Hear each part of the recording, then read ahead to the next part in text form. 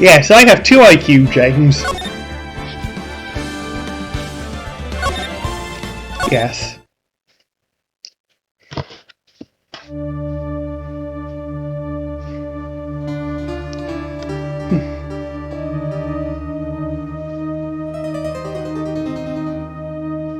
Dun dun dun. Damn it! Why me? I can't get caught. Not like this. I've got to find someone to pin this on. Someone like him. I'll make it look like he did it.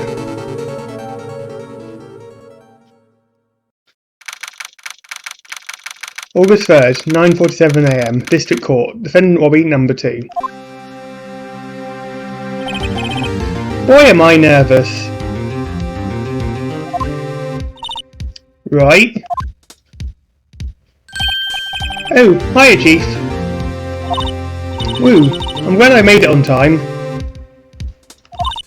Wow, I have to say, Phoenix, I'm impressed. Not everyone takes on the murder trial right off the bat like this.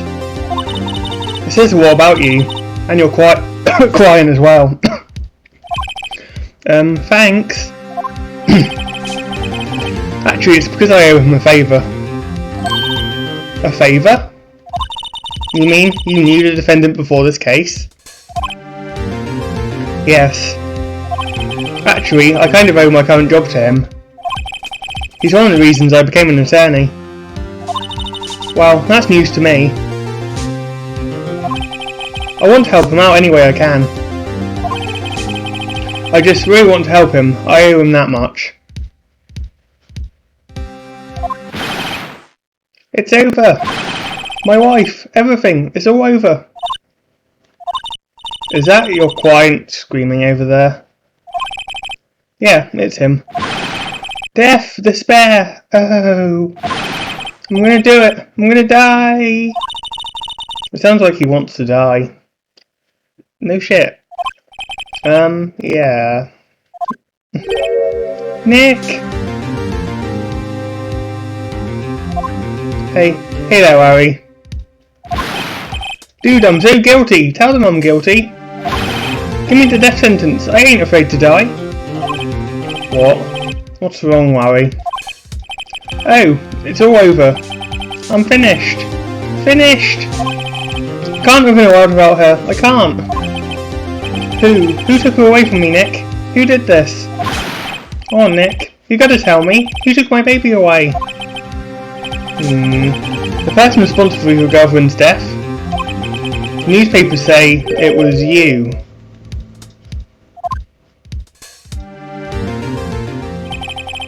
My name is Phoenix Wright. Here's the story. My first case is a very simple one.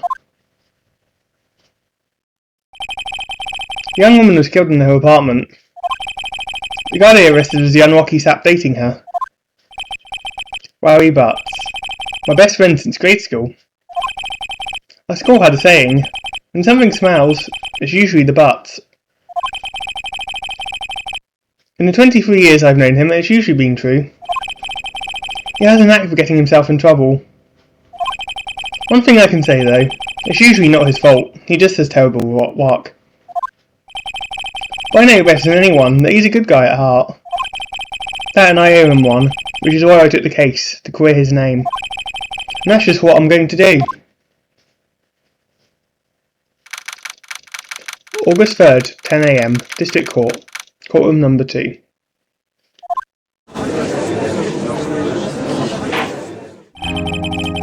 Court is now in session for the trial of Mr. Larry Butts. The prosecution is ready, Your Honour. The defence is ready, Your Honour. Mr. Wright. This is your first trial, is it not? Yes, Your Honour. I'm a little nervous. Your conduct during this trial will decide the fate of your client. Murder is a serious charge. For your client's sake, I hope you can control your nerves. Thank you, Your Honour. Mr. Wright, given circumstances, I think we should have a test to ascertain your readiness. Yes, Your Honour. Nope. Hand shaking. Eyesight fading. The test will consist of a few simple questions. Answer them clearly and concisely. Please state the name of the defendant in this case. Larry Butts. The defendant? Well, that's Larry Butts, Your Honour. Correct. Just keep your wits about you and you'll do fine. Next question. This is a murder trial. Tell me, what's the victim's name? Ooh, I know this one. Glad I read the case report to cover so many times. It's... Wait. Uh-oh. No way. I forgot. I'm drawing a total blank here. Phoenix, are you absolutely sure you're up to this? You don't even know the victim's name? Oh, the victim. Of course I know the victim's name. I just forgot. Temporarily. I think I feel a migraine coming on. Look, the victim's name is listed in the court record. Just press the R button to check it at any time, okay? Remember to check it often. Do it for me, please. I'm begging you. Mr. Wright, who is the victim in this case?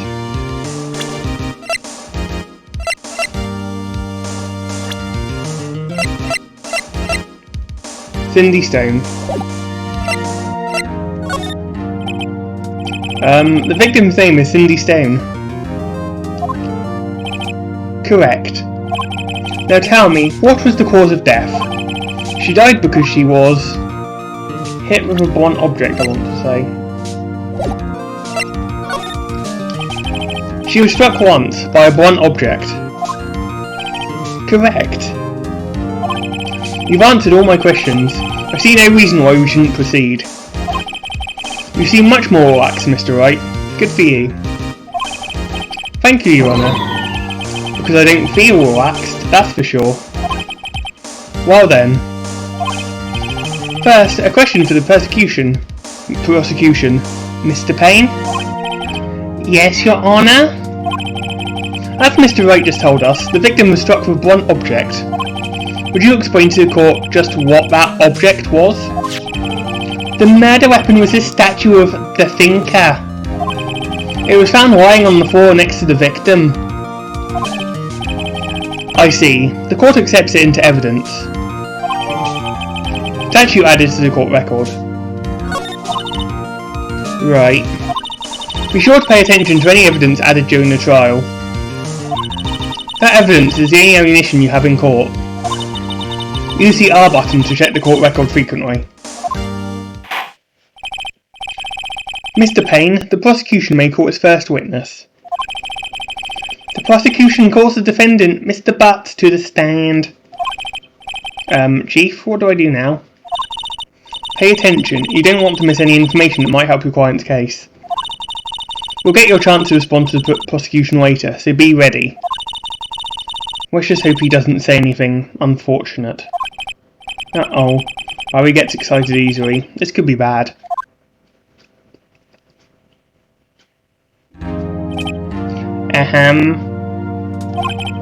Mr. Butts, isn't it true that the victim had recently dumped you? Hey, watch it, buddy.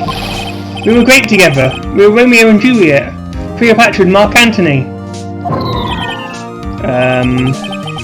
Didn't they all die? I wasn't dumped. She just wasn't taking my phone calls. Or seeing me. Ever. What's it to you anyway? Mr. Butts, what you describe is generally what we mean by dumped. In fact, she had completely abandoned you and was seeing other men. She had just returned from overseas with one of them the day before the murder. What do you mean, one of them? Lies, all of it, lies. I don't believe a word of it. Your Honour, the victim's passport. According to this, she was in Paris until the day before she died. Passport added to the court record. Indeed. She appears to have returned the day before the murder. Dude, no way. The victim was a model, but did not have a large income. It appears that she had several sugar daddies. Hey yo. Daddies? Sugar? Yes, older men who gave her money and gifts. She took their money and used it to support her lifestyle. Dude! We can clearly see what kind of woman this Miss Stone was. Tell me, Mr. Butts, what do you think of her now? Right? I don't think you want him to answer that question. Yeah, Larry has a way of running his mouth in all the wrong directions. Should I...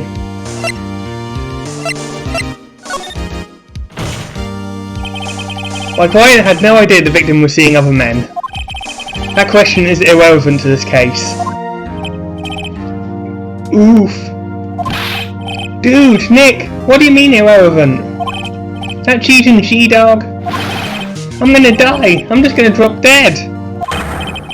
Yeah, and when I meet her in the afterlife, I'm going to get to the bottom of this. Let's continue with the trial, shall we?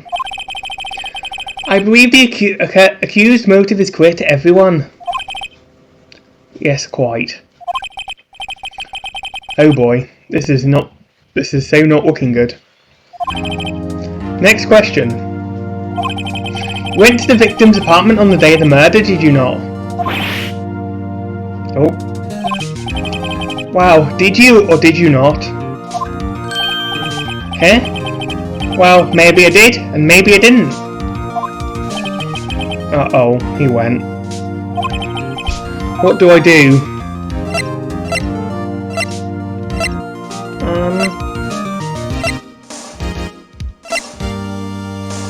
The thing is, it's going to be relevant to the case, isn't it? He's too dumb to... If we let him answer honestly, he's going to say something dumb, but if we stop him from answering, we won't...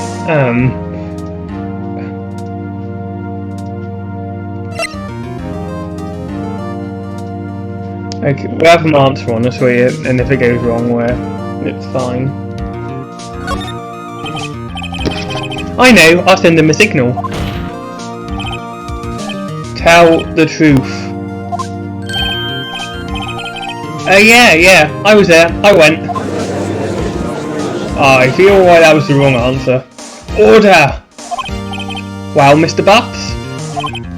Dude, chill! She wasn't home, man, so like, I didn't see her. Your Honour, the defendant is lying. Lying? The prosecution would like to call a witness who can prove Mr. Butts is lying. It seems to be yes, James. Wow, that simplifies matters. Who is your witness?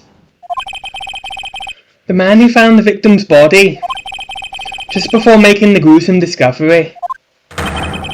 He saw the defendant fleeing the scene of the crime.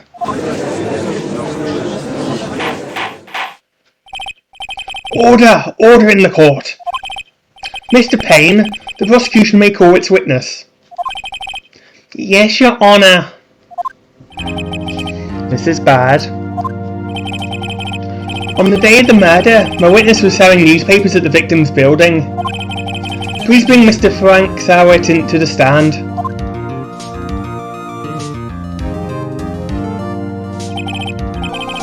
Mr. Sowett, you sell newspaper subscriptions, is this correct? Oh yes, newspapers, yes. Mr. Sowett, you may proceed with your testimony. Please tell the court what you saw on the day of the murder.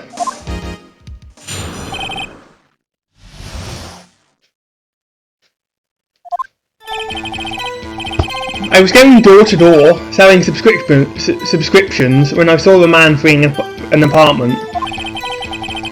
I thought he must be in a hurry because he left the door half open behind him.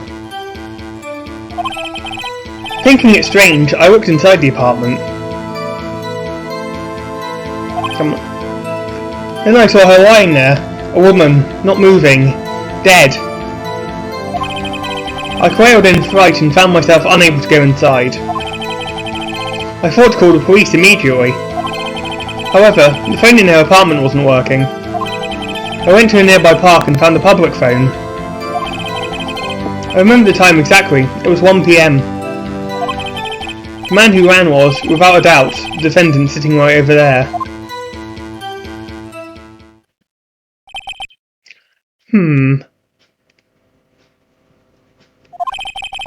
Larry, why didn't you tell the truth?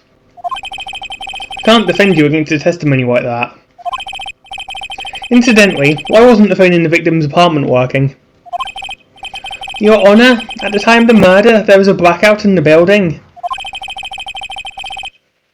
Aren't phones supposed to work during a blackout? Yes, Your Honour. However, some cordless phones do not function normally. The phone that Mr. Sowett used was one of those. Your Honour, I have a record of the blackout for your perusal. Blackout record as a court record. Now, Mr. Wright. Yes, yes, Your Honour. You may begin your cross-examination. Cross-examination, Your Honour? Alright, Wright, this is it. The real deal. What exactly am I supposed to do? Why, you exposed the lies in the testimony the witness just gave. Lies? What? He was lying? Your client is innocent, right? Then that witness must have lied in his testimony. Or is your client really guilty? How do I prove he's not? You hold the key. It's in the evidence. Compare the witness's testimony to the evidence at hand.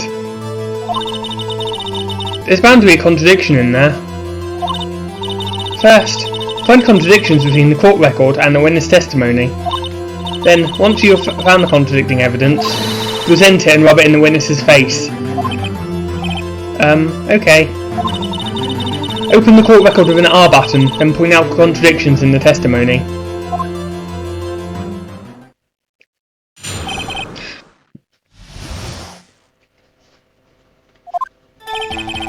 Hello, Gabe. I was going door to door, selling subscriptions when I saw a man fleeing an apartment. I thought he must be in a hurry because he left the door half open behind him. Thinking it strange, I walked inside the apartment. And I saw her lying there, a woman, not moving, dead. I quailed in fright and found myself unable to go inside. I thought to call the police immediately. However, the phone in her apartment wasn't working. I went to a nearby park and found a public phone. I remember the time exactly, it was 1 PM. The man who ran was, without a doubt, the defendant sitting right over there. That's all of it. There must be a contradiction in there somewhere. Examine the court record with the R button if something strikes you as being suspicious. Yeah, blah blah blah.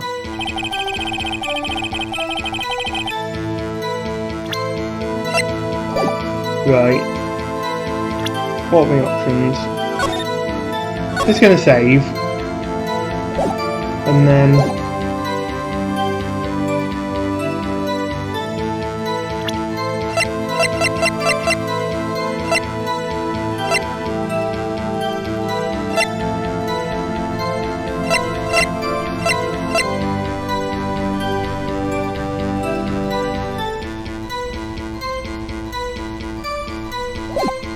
Right.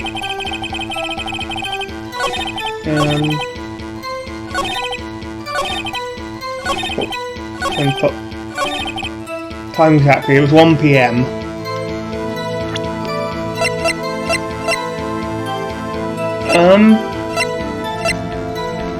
Time of death 7:31, 4 PM to 5 PM.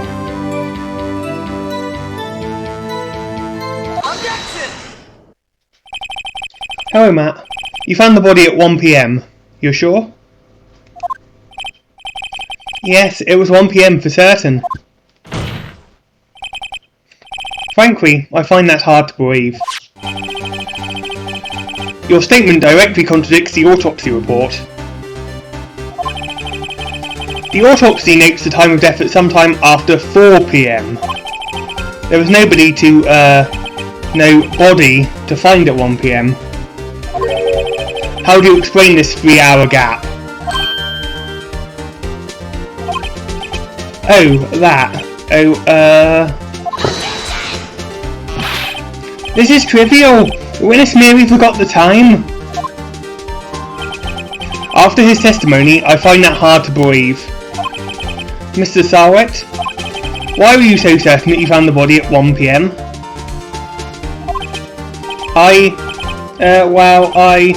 Gee, that's a really good question. Great job, Wright. Way to put him on the spot. That's all you have to do. Point out contradictions. Wise always beget more wise. See through one, and their whole story falls apart. Wait, I remember now. Would you care to give your testimony again?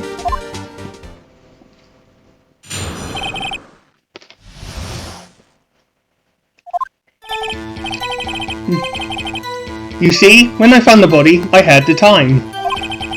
There was a voice saying the time. It was probably coming from the television. Oh, but it was 3 hours off, wasn't it? I guess the victim must have been watching a video of a taped program. That's why I thought it was 1 PM. Terribly sorry about the misunderstanding.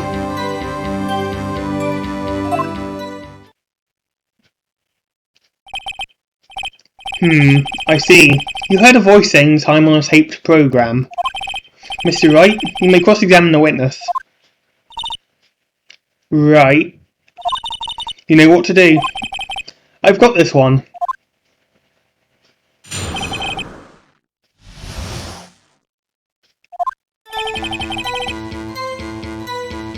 There was a blackout.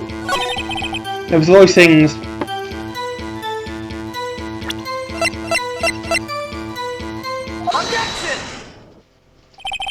Hold it right there.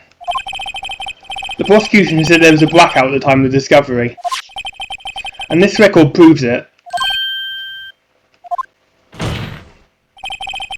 You couldn't have heard a television, or a video. Gah! Wow.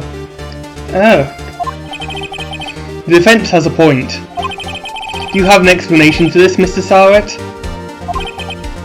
No, I find it quite puzzling myself. Quite. Wait, I remember now. Mr. Sarwet?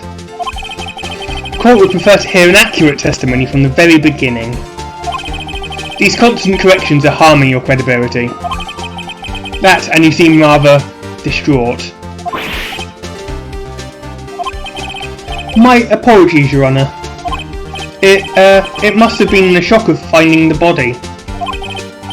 Very well, Mr. Sarwet. Let's hear your testimony once more, please.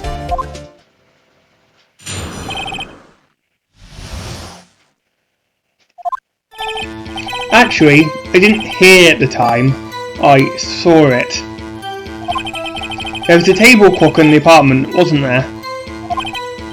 Yeah, the murder weapon. The killer used it to hit the victim. That must have been what I saw. You saw a clock? I guess that would explain it. The defence may cross-examine the witness. Gladly.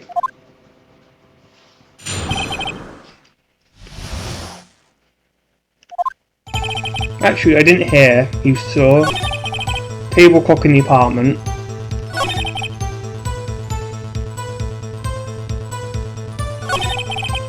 Wait, is he saying the clock is the murder weapon?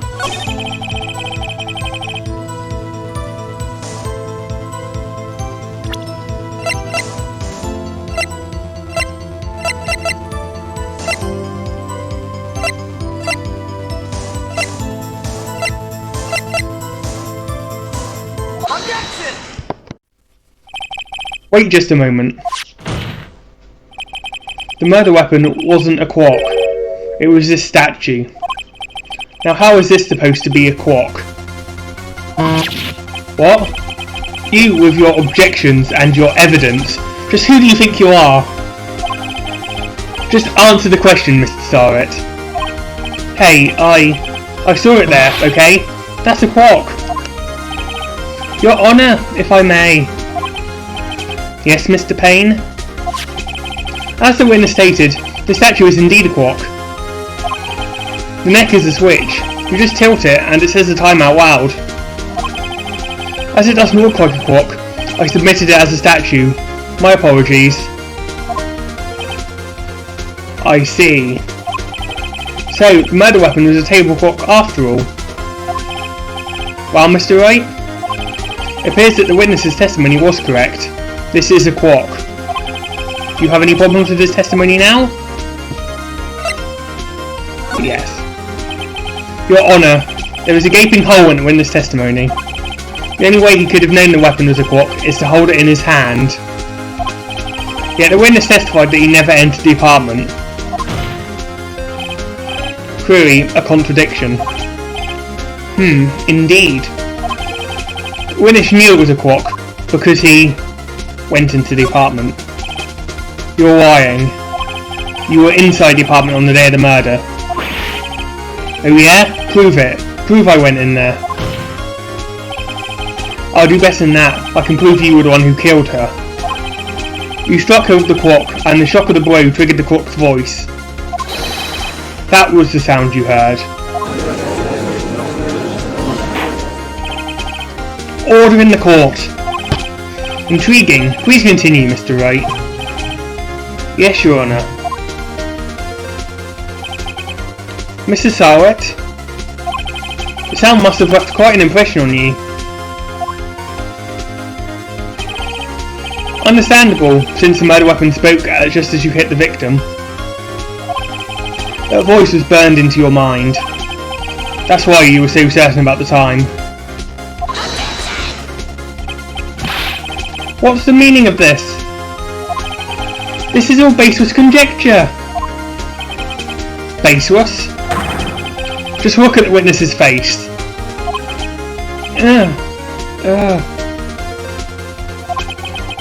Would the witness care to elaborate? Did you strike the victim with the quark? That day, I never. Look, the quark, I had no, I mean, I saw,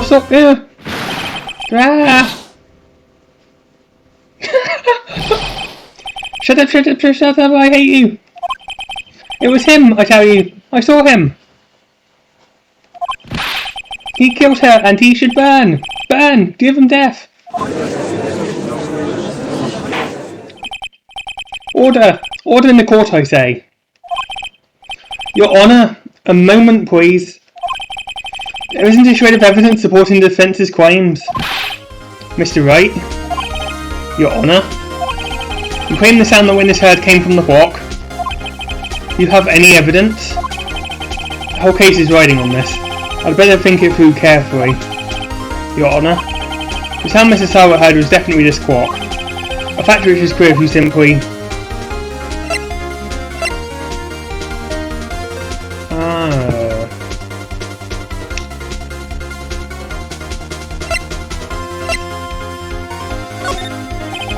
Let's sound the quark now, here in this court. Your Honour, may I have the quark? I ask the court to listen very carefully. I think it's 8:25. That certainly is a strange way to announce the time. Well, he is the thinker, after all. So, we've heard the quark. What are your conclusions, Mr. Wright? Mr. Payne, can you tell me what time it is now? It's 11:25. As you can see, this clock is exactly 3 hours slow. Precisely a discrepancy between what Mr. Starrett heard and the actual time of death. So, Mr. Starrett, try to talk your way out of this one. Ha! Ha! You forgot one thing. Uh-oh, what's he talking about now? While it may seem like that clock is running 3 hours slow, it proves nothing. How do you know it was running 3 hours slow on the day of the murder? If you can't prove that, you don't have a case. He's right. How am I going to prove that? Damn it, I was so close. Mr. Wright? It seems you lack the critical evidence to support your claim. Yes, Your Honour. This means I cannot let you indict the witness. Unfortunately, this ends the cross-examination of Mr. Frank Sarrett. I come all the way down here to testify, and look what happens. You treat me like a criminal. A criminal! You guys are all swine. I almost had him. Sorry, Larry. I failed you. There's nothing I can do about it now. Not so fast, Mr. Sarrett. Chief. Listen up, Wright. Don't throw this one away. Not like this. Think. But Chief, it's over. I can't prove the clock was slow the day of the murder. Nobody can prove that. Well, yes. But that doesn't mean you can't still win. Try thinking out of the box. Don't waste time doubting the facts. Assume the clock was 3 hours slow and think through it. Ask yourself, why was the clock 3 hours slow? Figure out the reason and you'll have your proof. Right. Can you think of reasons as to why the clock would be 3 hours slow? Yes. Wait. Maybe I can prove it. You must have evidence somewhere that can prove it, right? Find it and let them have it. Well, Mr. Wright? You say the clock was already running slow on the day of the murder. Have you found evidence to support this claim? Of course. There is a piece of evidence in the court record that can prove my claim beyond a doubt. Ha! Tough words. Let's see you pull this one off. Let's see this evidence that proves why the clock was running slow.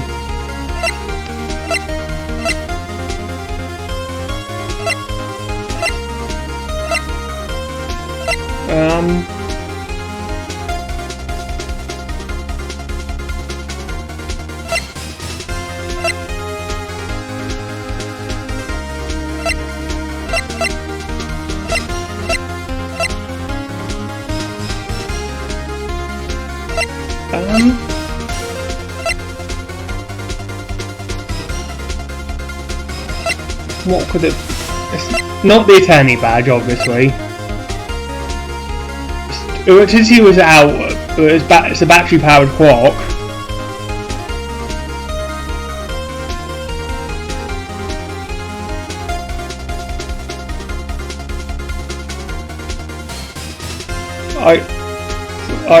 Right, I think. Don't forget, James. I can't say words. Right. Day before the murder.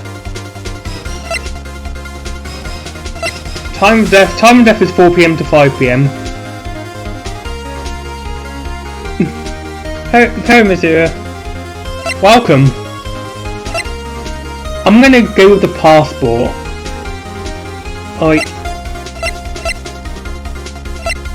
It's probably...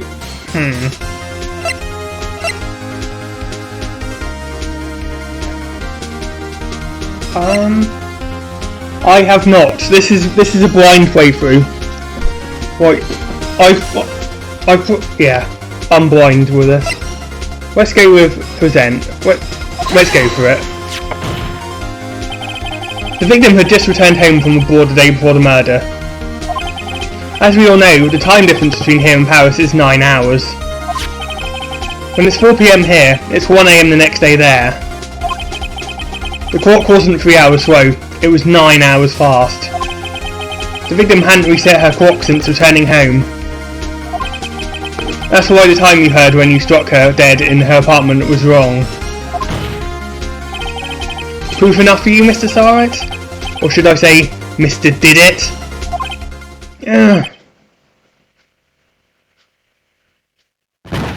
Does he have rabies? Order! Order, I say!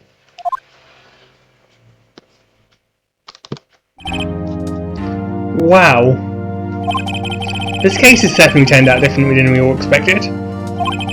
Mr. Payne, your witness? He was arrested and has been taken away, Your Honour. Very well. Mr. Wright? Yes, Your Honour. I have to say, I'm impressed. I don't think I've ever seen someone complete a defence so quickly. And find the true culprit at the same time. Thank you, Your Honour. At this point, this is only a formality, but this court finds the defendant, Mr. Harry Butt, not guilty.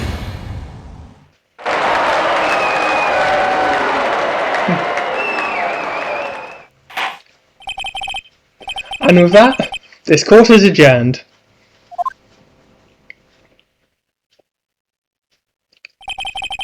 It turns out that Frank Sarwat was a common burglar. He posed as a newspaper salesman to check and see when people were out of the house. That day, when I went to her apartment, the victim wasn't home. After he left, Mr. Sarwat let himself in to do his dirty work. While he was searching her place, the victim returned. Flustered, Mr. Sarwat grabbed the nearest blunt object he could find.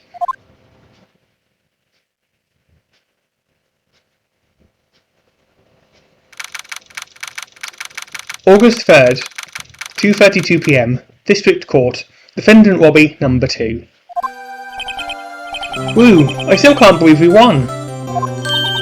Right, good job in there.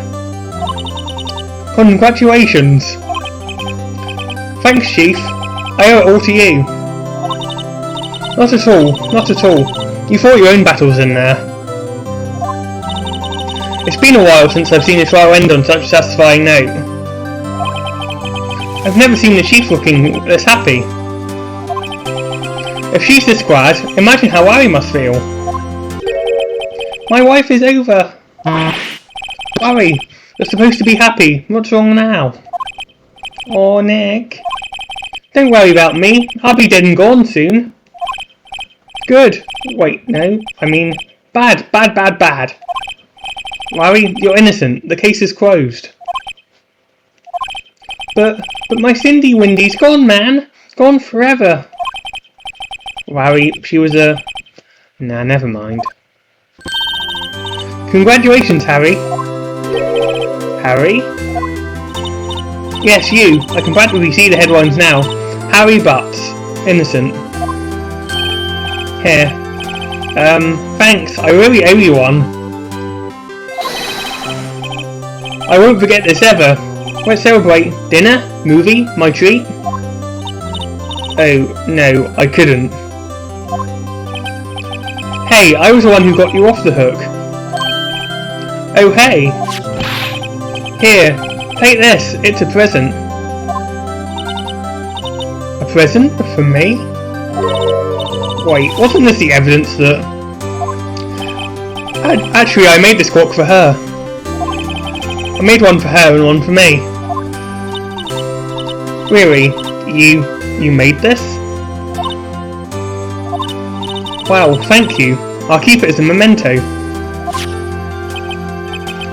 Yo, Nick. Can you believe it? I was so into that chick. And she was just playing me for a fool. Don't that make you just wanna cry? Larry. Are you so sure? Excuse me? I think she thought quite a lot of you, in her own way. Now, you don't gotta sympathise with me, it's okay? Oh, I'm not just sympathising, really. Isn't that right? Don't you have something to show your friend? Something that proves how she felt about him? Huh? Oh yeah, right. What the heck is she talking about? Well, it's a statue, isn't it? Check this out, Larry. Proof positive you weren't just some chump to her. Huh? What about that clock? This is the clock you made for her, Larry. And she took it with her when she travelled. Whatever, she probably just needed a clock, that's all. You think so? It's a pretty heavy clock to take travelling. Well, of course it was very heavy. It was used to kill her. Wow, make of it what you will. Hey Nick. I'm glad I asked you to be my lawyer. Really, I am. Thanks. Hope that made him feel a little better. Right? I hope you see the importance of evidence now. Also, hopefully you realise, things change depending on how you look at them. People, too. We never really know if our clients are guilty or innocent. All we can do is believe in them. And in order to believe in them, you have to believe in yourself. Right? Listen, learn, grow strong. Never let go of what you believe in. Never. Well, I think our work here is done. Shall we be off? Yeah, I guess so. Say, how about dinner? On me. We're doing a toast to innocent butts. Yeah.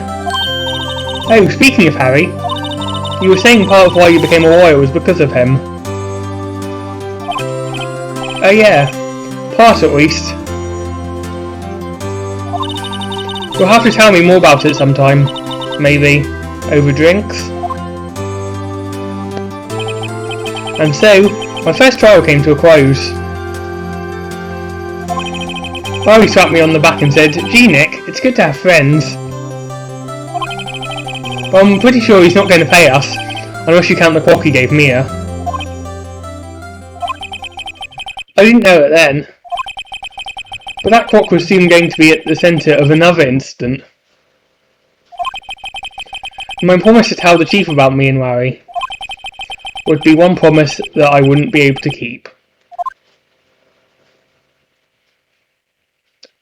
The end of Case 1.